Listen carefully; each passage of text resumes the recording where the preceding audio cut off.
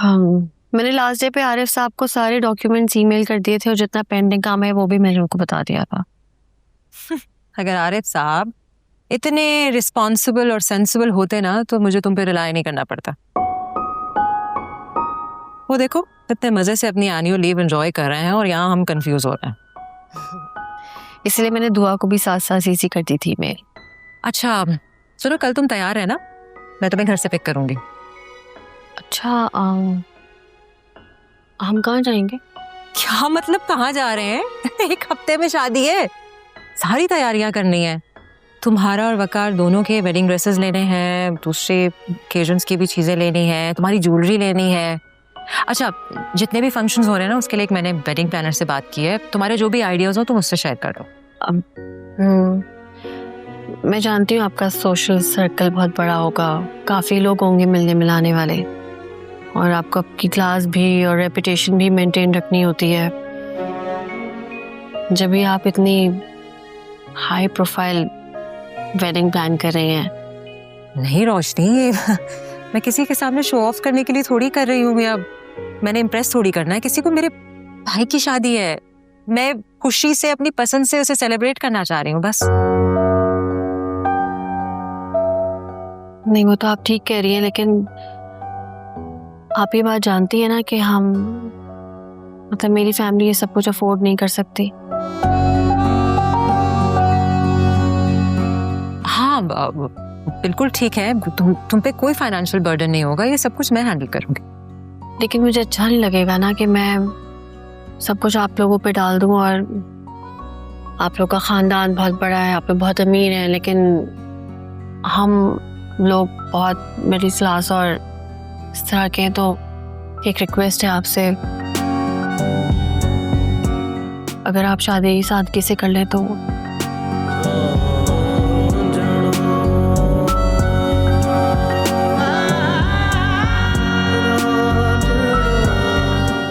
कैसी लड़की हो तुम? इस दिन को लेकर आम से आम लड़की के कितने अरमान होते हैं। तुम्हारी जगह कोई और लड़की होती ना तो इस वक्त मुझे सारी अपनी फैंटेसीज बता रही होती। लेकिन तुम्हारी जो ये सादगी है और जितनी तुम दूसरों से अलग हो, इसी वजह से मैंने तुम्हें अपने भाई के लिए चूज किया।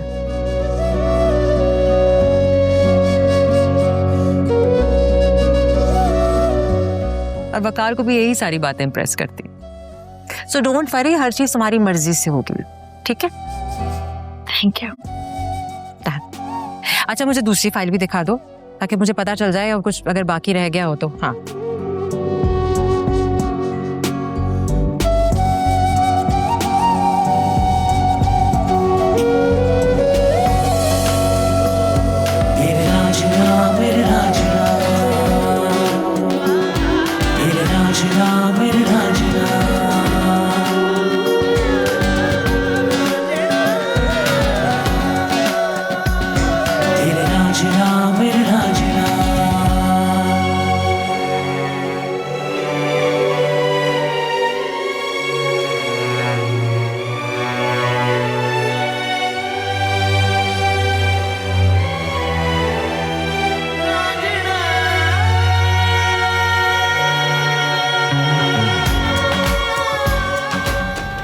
मैं ड्रॉप कर दूं? नहीं थैंक यू सर, मैं चली जाऊंगी। अच्छा आप चाहती हैं मैं मिन्नत समाजत करूं, आपकी रिक्वेस्ट करूं? देखिए मुझे अच्छा नहीं लग रहा इस तरह आप पब्लिक ट्रांसपोर्ट पे जा रही है, शर्मिंदगी हो रही है। नहीं सर, शर्मिंदगी कैसे? मैंने सारी जिंदगी पब्लिक ट्रांसपोर्ट पे ही सफर किया है, सारी दुनिया करती है, और इतनी बड़ी गाड़ियों की ख्वाहिश है नहीं मुझे। आपको शर्मिंदगी नहीं हो रही लेकिन मुझे हो रही है, क्योंकि आपसे एक ताल्लुक है तो उस बिहाफ पे। अच्छा चलें हम दोनों बहस नहीं करते ना, ताकि एक दूसरे का मूड खराब ना हो, तो मजीद टाइम वेस्ट नहीं करते। मैं यही कहूंगा कि प्लीज चलें। आए। ठीक है सर।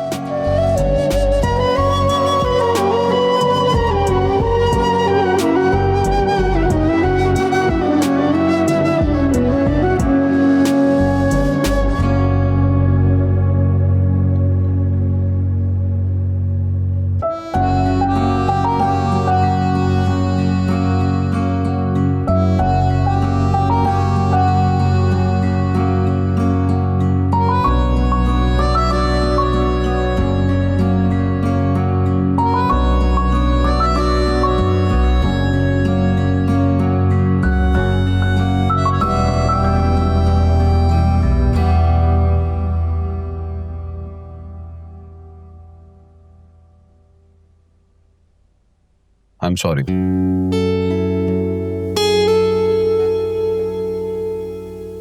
It's okay. रिंग पसंद नहीं आई? नहीं, अच्छी है बहुत। मुझे लगता है अपने सोशल स्टेटस को लेके काफी सेंसिटिव हैं आप।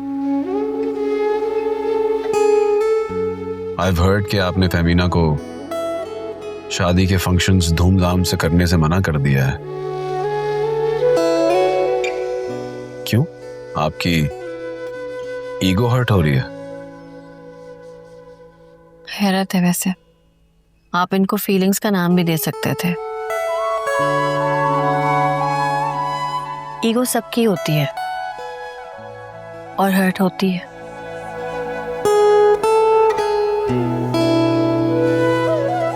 जब आप सामने वाले को कमतर फील कराएं।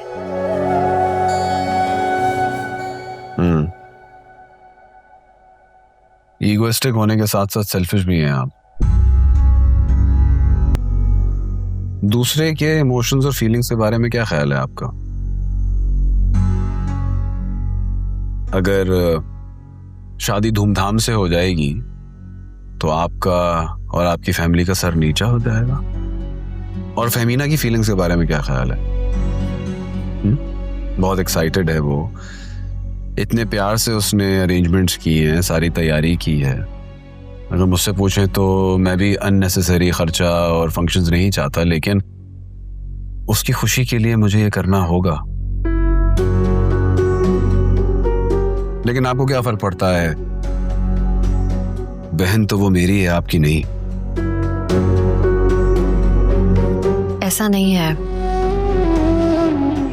मेरी भी बस कुछ मजबूरियां थी। और अगर फेमिना हर्ट हुई है तो मैं उनसे माफी मांगूंगी, वो बहुत अच्छी खातून है। और आपसे पहले तो मैं उनसे मिली हूं,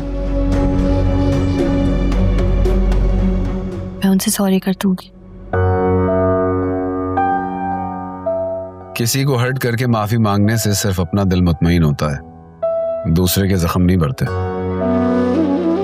जी बिल्कुल ठीक कहा आपने। लफ्जों से लगे जख्मों का मदावा माफी के चंद बोल नहीं।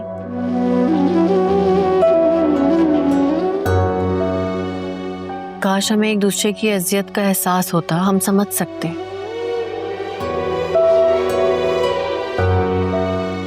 तकलीफ दे बातों की जुबान फूलों के गुलदस्ते से नहीं भूलती।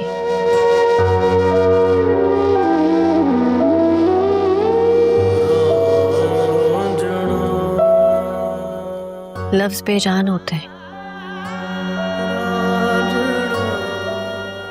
रवैये उनमें जान डालते।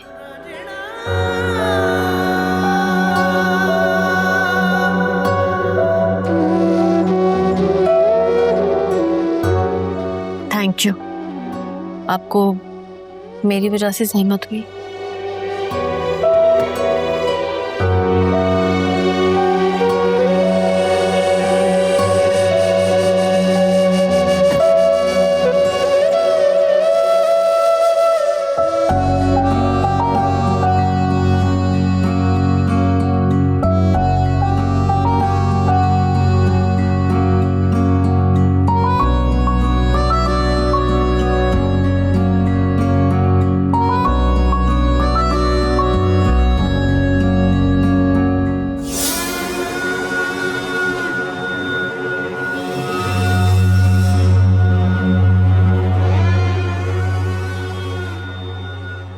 भरपूर ज्यादती कर रहे हैं आप मेरे साथ। एक तो झूठे केस में मुझे पकड़ रखा है, फिर मुझे मेरा कानूनी हक भी इस्तेमाल नहीं करने दे रहे। सर कम से कम मुझे घर पे कॉल तो करने दें। मेरी बहन जो है वो अकेली है घर पे, परेशान हो रही होगी, पता नहीं किस हाल में होगी। सर कॉल के पैसे ले लें, बात तो करा दें। सर भाईजान। चल यार वसीम, उसको लेके आओ।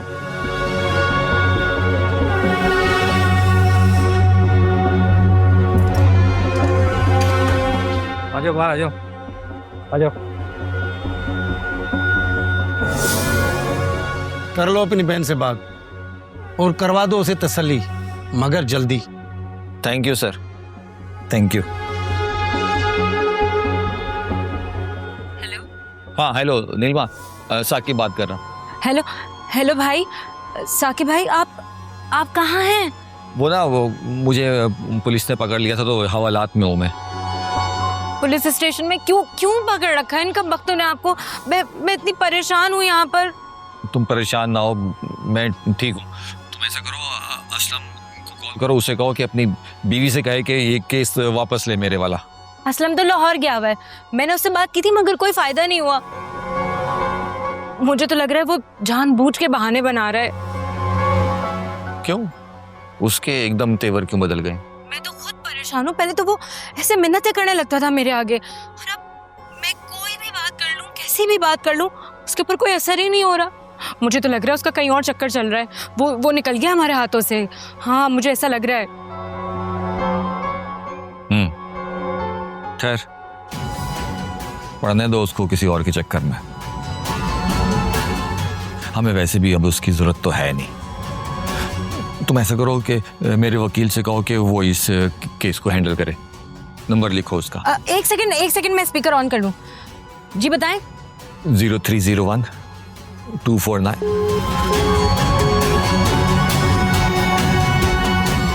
अरे हेलो, यही अगर मैंने आपकी कॉल काटी होती आपने उल्टा लटका देना था मुझे। ले जाओ उसे, बंद कर दो।